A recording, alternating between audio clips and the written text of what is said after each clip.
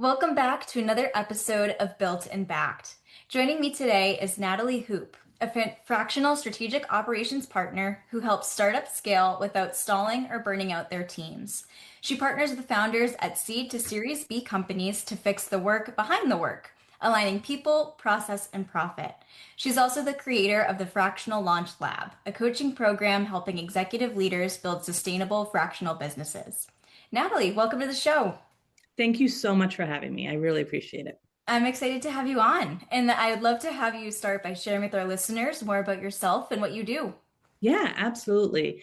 As you said, I have for the very probably last 7 or 8 years worked in the startup industry, and I love it. I love the fast pace. I love the constant pivoting and change. And I really decided in 2023 to start doing fractional work on the side and then launch clients who do not need a full-time person, work with the team and really help the company scale by providing streamlined operations for them. Oh, I love it. And so I know you mentioned you've been in the industry for 7 to 8 years now, but I'd love to hear what got you into the industry and if you had a previous career prior to this one, what it was. Yeah, absolutely. So I like to say that my experience is unique, but really beneficial for startups. So I actually started my career in retail as a multi-unit store manager. And so very like high level, I really managed and oversaw multiple stores in different states. And at some point, I just wanted a change. I needed something more different and unique. And I had never heard what a startup was, didn't know anything about it, and just happened to come across a role that sounded interesting and applied. And I got in. And that was my first company for startups. And the reason I love that was I went in and everyone was new and they were trying new things and everyone had different opinions and let's try something that had never been done before. Mhm. But my experience in retail had really helped me understand how to look at these pivots and changes from the whole company aspect, including customers, all of the stakeholders, the employees, and just really how do you put everything together instead of focusing just on your own department. Mhm. So I quickly rose through the startups. I kept getting promotions and more responsibilities. And as I said, I just kind of fell in love with the whole process. Yeah. And so from there, what was like kind of like the pivot moment that transitioned you from like working for another startup to now starting your own company? Yeah, I realized that when I started working full time for companies in the startup land, what I realized was I still really like to be challenged. And startup companies, they are constantly growing and pivoting, but their challenges, they change a lot. And so when you start out in startups, even scaling startups, you have this opportunity where um, nothing's really, there's no foundation. Things aren't really built to scale. But once things scale, the challenges are different and unique. But I tend to get more bored. It's something where I almost love the idea of that firefighter hat and be able to like put out all the fires.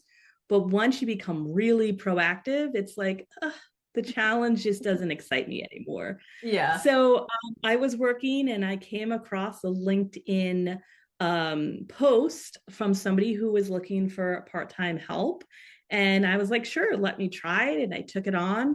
And I love the idea from a fractional perspective is I'm able to go into companies that normally could not afford somebody with a full time for the skill set I have. Mhm. And at the same time, I can work with multiple companies all on varying projects and have that type of every day is a different day and nothing's ever boring.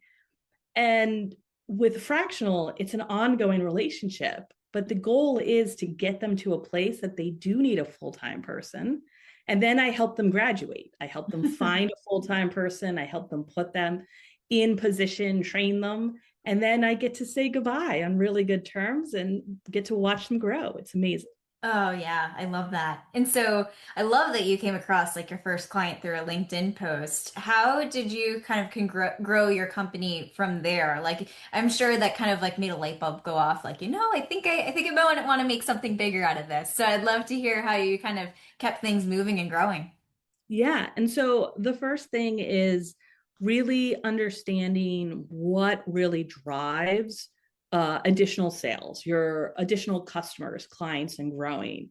And what I realized is there's no magic sauce, there's no secret, there's no program you pay $10,000 for to generate a lead for you. It's you showing up as authentically as yourself and really building a trusted network of people who know you, understand your work and your value, and then support you as you grow. And so, even from a customer standpoint, if you make that impact for them, they're going to be the people that speak the loudest about you, and then they'll recommend you, and it grows from there. In addition, the great thing about owning a business is you get to grow and develop your business as you grow with it. Mhm. And so it's a connection. So in that case, I've started adding coaching and consultations and other things. So I'm varying my income stream so I can do a bunch of different things while still doing what I love, which is fractional work. Oh yeah, absolutely. And so you'd mentioned that you work with a variety of different clients on all different types of projects. And I'm curious to hear what those types of projects might be. Like when a company is thinking about bringing on a fractional ops expert, like what are the typical things that they might be looking for or might need help with? Yeah, absolutely. So I always think that there are inflection points when a company may need an operations person. So the first is you're a small and scrappy startup and you have your product market fit and now you want to actually like really go into action, but everyone who's on the team does everything manual. If that one person leaves, no one knows where anything is kept or the knowledge. It's really independent knowledge. And so, okay, in order for you to grow and your people to grow, you need to put in a foundation that is repeatable, that everyone knows about, communication, really building again, like think of it a house. You're building the foundation of the house and the frame of the house. So that's inflection point number one. Another inflection point is your company is now scaling. Like you were going like this, and then all of a sudden it's a rocket ship and everything breaks. So you can't hit your targets anymore, and your people are just maxed out and burnt out. And every time you go to do something, the system or the software breaks.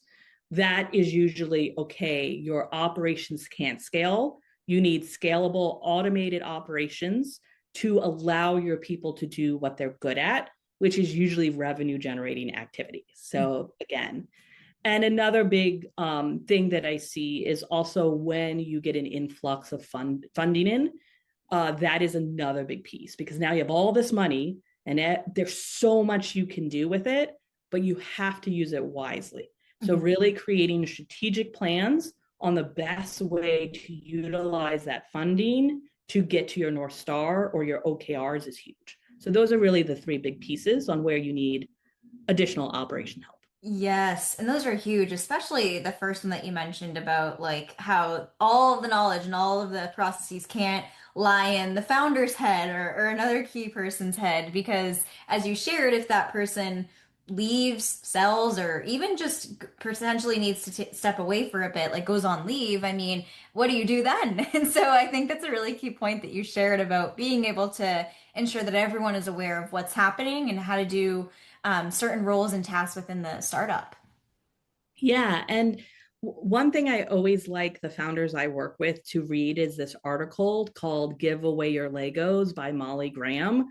Please, everyone, Google it. It's a fantastic one. But as your company grows, especially as a founder or an original team member, you can't take on all of the new responsibilities of your role if you don't start delegating things or writing out processes and letting things go. Mhm. And it is something that team members really struggle with in early startups. Yeah. And so, like, getting into that habit of, okay, I need somebody to come in take this stuff off my plate so I can do the next level stuff is exciting but scary for people, but necessary to grow.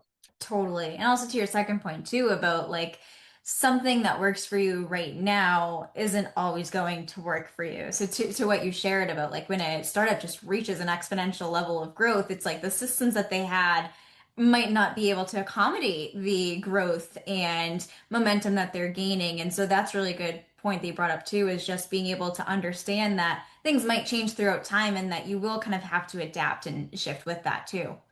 Yeah, there's a saying I always like to say, and it is what got you here won't get you there. And I think a lot of people in startups think the opposite. If I change X, then I'm going to lose all of that momentum and work we put in. But that work only got you to the place and time you're in now. To get you to the next level, it's a whole different format. And so understanding that and accepting that is another key point to allowing your business to continue to scale and grow rapidly. Yeah, and I love that quote, what got you here won't get you there. And especially because I feel like it's people tend to have the mentality of, well, if it ain't broke, don't fix it. But so until it ends up breaking, and then what do you do? Yeah. And I mean, a lot of times, we talk about tech debt, we talk about operational debt and all, but the problem is if you wait too long for that debt to break, then the experience on the customer side is atrocious. And Yeah. that's the last thing you want. So yes, it's okay to have debt, but you want to make sure that you are addressing it systematically. So not like the sky doesn't come crashing down. Like that's the thing you don't want. Yes, definitely. And then also the third inflection point you mentioned. I mean, when a startup gets funding, which is where many of our listeners and audience are really are, is I mean, especially this time of year when it's fundraising time, how they know how to use that without burning through it too quickly, 'cause especially if it's their first round that they might be raising. I mean, it's like how do you manage that such an injection of cash and how to balance that with everything.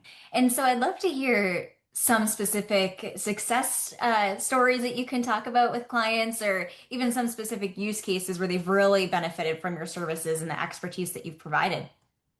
Yeah. So one of my current clients is a nonprofit, and there is a process from a fundraising perspective that they do with an affiliate program.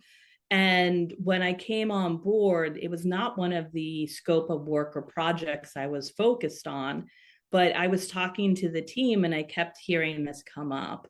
And the process was long. The money wasn't coming in and it seemed like it kept breaking. So I actually came in and I automated the entire process so it no longer lived in the founder's head.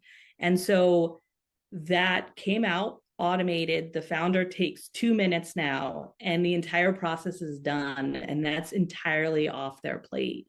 So we ran the numbers, and that process, just automating it, saved her 80% of that project time. And it's an ongoing thing. And so, again, it's important and urgent. So, for her not to have to think about it and just get an email to remind her to approve something was so uplifting and took so much off her plate. So that's a great story that I have there. Yeah. Um, Another one is I had a client who they really thought they needed to replace their sales team. They really thought that there was an issue with their team because they weren't achieving their revenue targets. And what ended up really happening was the sales team was spending all of their time with leads who weren't going to purchase the product. And so they weren't qualified buyers. And so I, worked with the sales team to really create the right process. And in the first 30 days, they increased sales by 238%.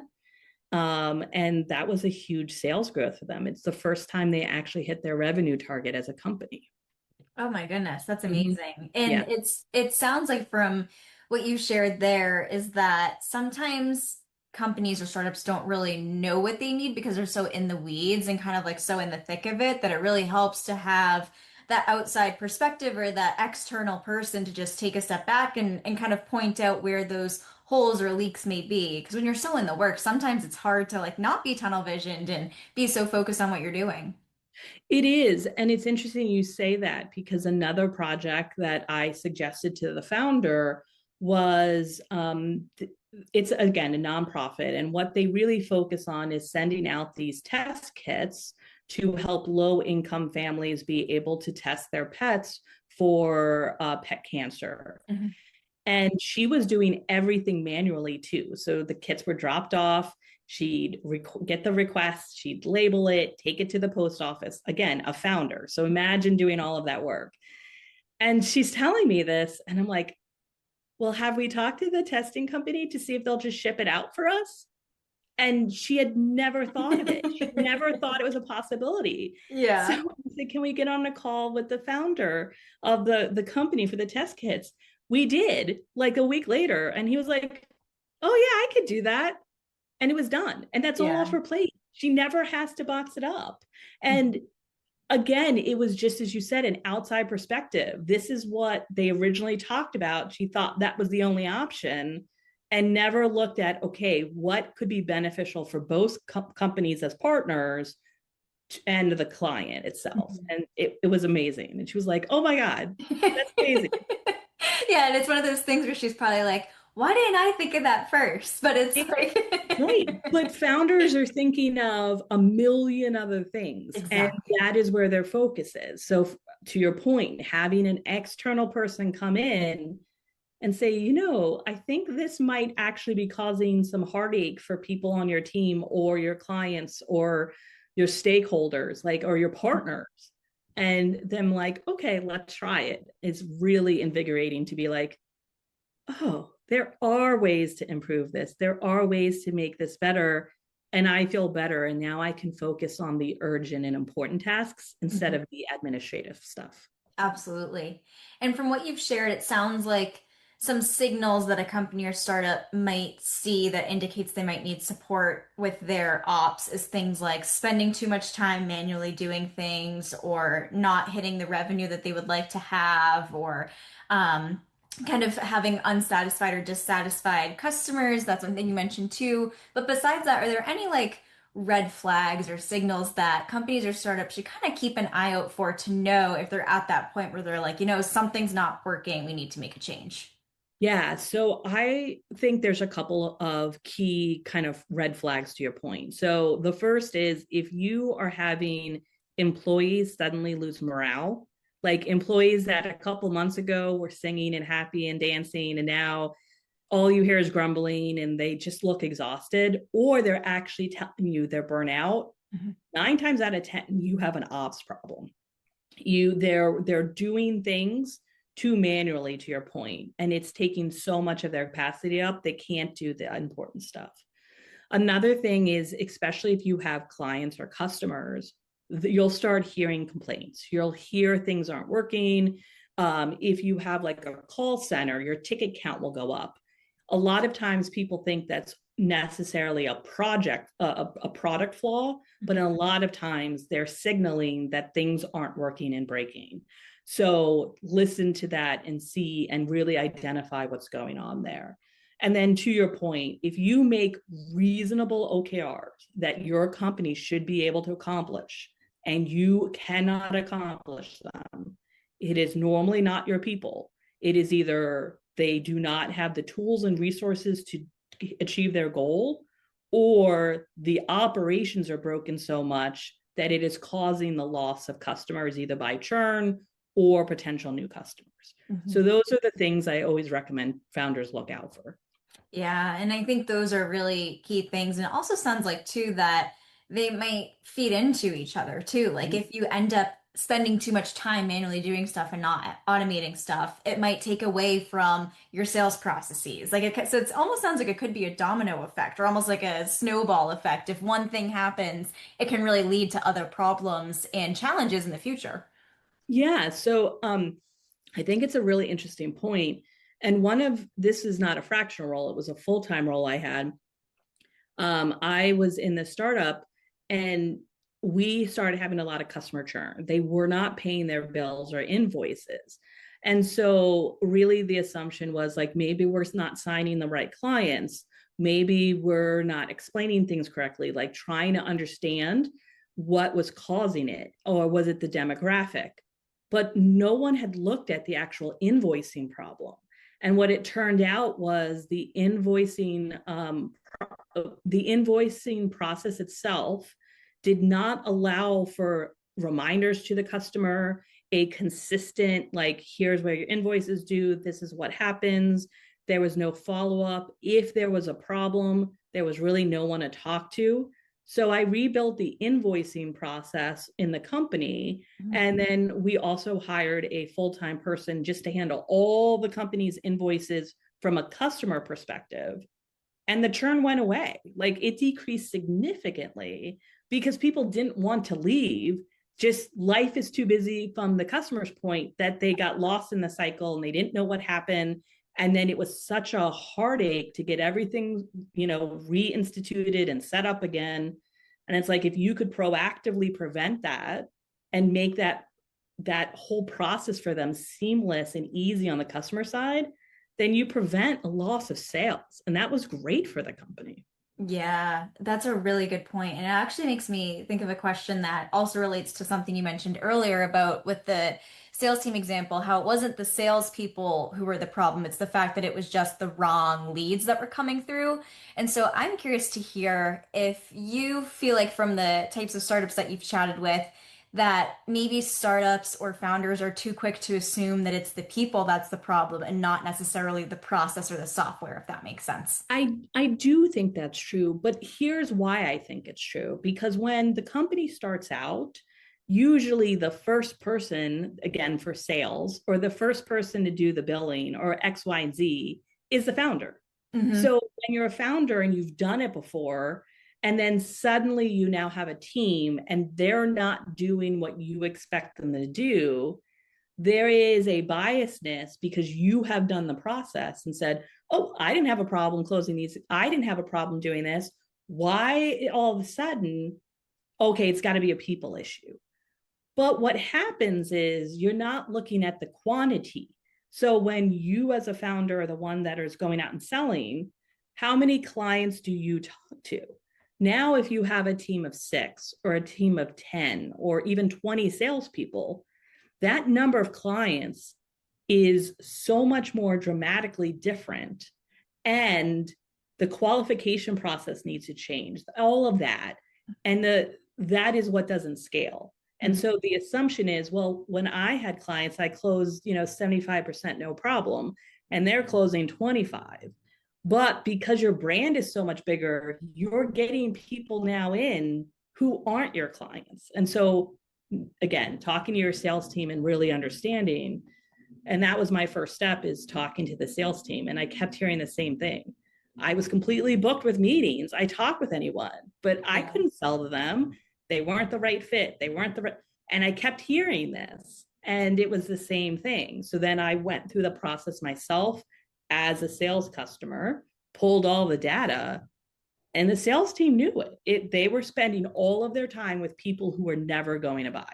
Yeah. Yeah. And But that's again, the founder was like, well, if I did it here, it should happen there.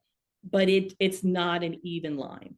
Yeah, that's a really good reminder. Again, going back to the point that like what worked in the beginning isn't always going to work as you continue to hit those next stages of growth and whatnot. And it also makes me wonder too, like going back to what we chatted about at the beginning about how founders who keep all that information and all those processes in their heads, sometimes it can be hard to remember that something that may be second nature to you isn't always second nature to someone else. And so that probably relates to what you've shared about helping get that knowledge out of their brain and into documents and processes.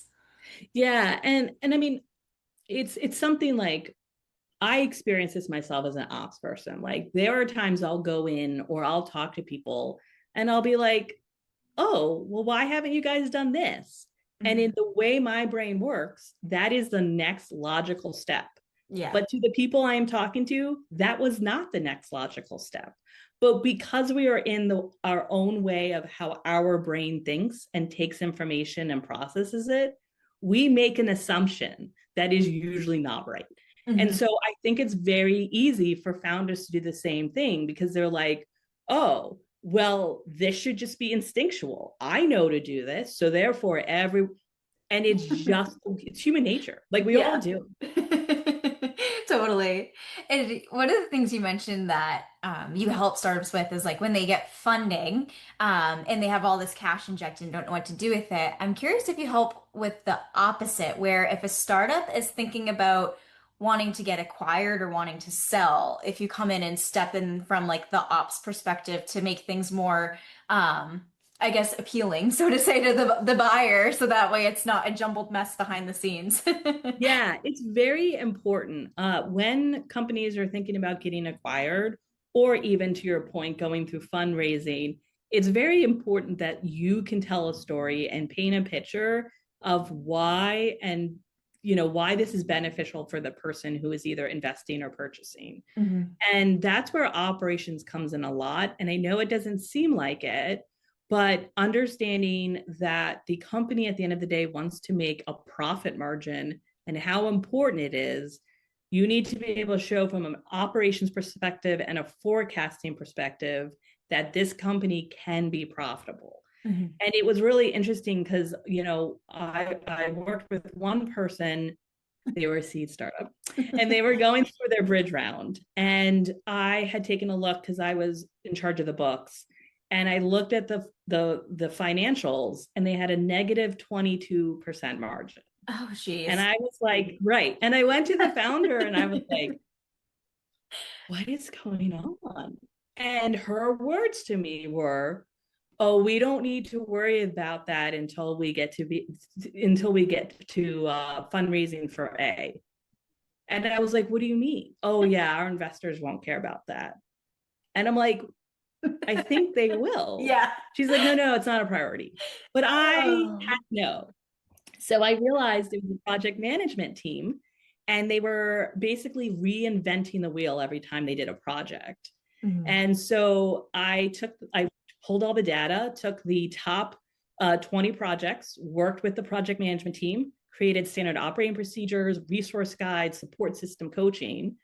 And in 4 months, we were able to get the profit to a 46% positive profit. My gosh. And right. And yeah, so it's from negative 22 to 46. And it wasn't because we did anything different, it's that we operated properly with the resources we have. Mhm. And for people who immediately would be like, oh my God, but that team was burnt out, had to be 100% CSAT, 100% from the employees on the employee surveys, because they had the resources they needed to actually do their jobs properly and not burn themselves out. Mhm. And so now imagine being able to show when you're going for this bridge round this change in 4 months. What does that look like for an investor? Yeah. Yeah, that is huge. And one of the key themes that you've shared in your responses here throughout this episode is the correlation between solid operations and revenue or profit or margins, whatever it might be. Like it's huge and evident from what you've shared that there's such a clear connection to them. And that's one of the biggest reasons why it's so important is that simply just simplifying and optimizing your operations can bring in more money or help you save more money or whatever it might be in the long run. Yes, it does. It really impacts the company as a whole when you look at operations correctly. But I also want to point out, because I firmly believe this, every company's biggest resource is their people. And Mhm. so if you fix operations the correct way, you also impact your people in a positive way that Mhm. allows them to then also increase these metrics because they can affect them the way they want to. So it really, to your point before, it's a domino effect. It's like you Yeah, start here and it touches everything in your business.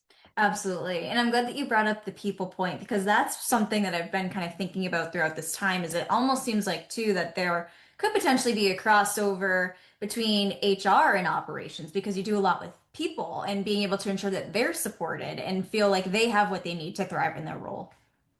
Yeah, I think that's just in general good operations. I Mhm. do know that there are people who look at operations as really process driven to a point that they don't look at who's doing the process. But Hmm. if you are really implementing operations correctly, you are doing it to help and support all stakeholders. So your employees, as I said, your partners, your customers.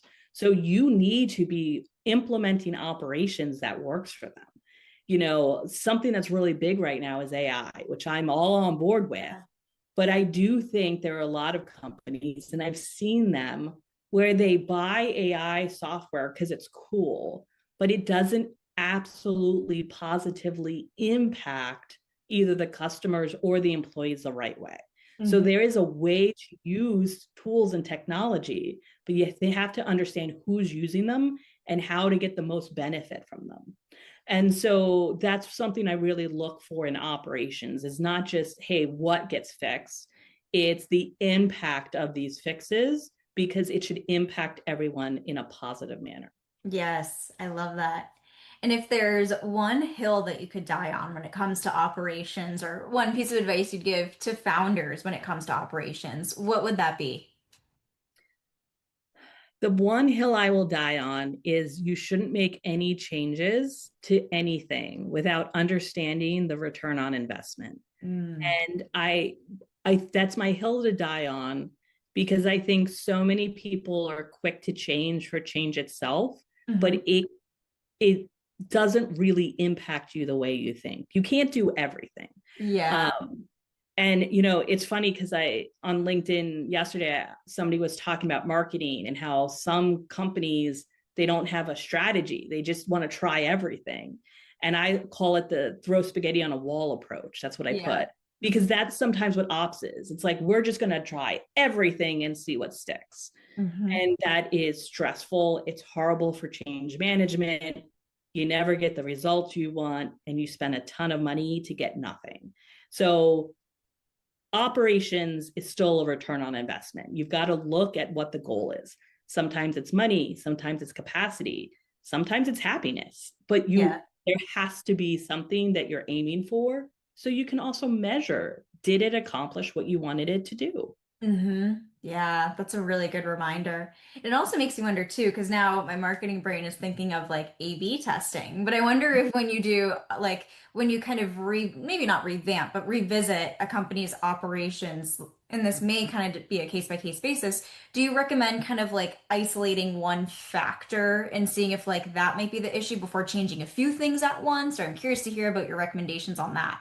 Yeah, it really depends on what the end goal is, Hmm. So in the case of the client who wanted his whole goal was to hit a revenue target, right? So there were multiple things that I knew broke in that process that had to be changed at once. Yeah. But when I roll it out, when I involve the team, when I have those conversations, I always let them know that the goal is always to get feedback and we can always change things or adjust things that didn't work the way we expected it to work. But in other cases, to your point, yes, if you touch too much of the process, it could break. So you want to do it in small pieces to see. Again, it depends on the size of the company, the size of the process, and what's going on. Yeah, that makes total sense. I love it.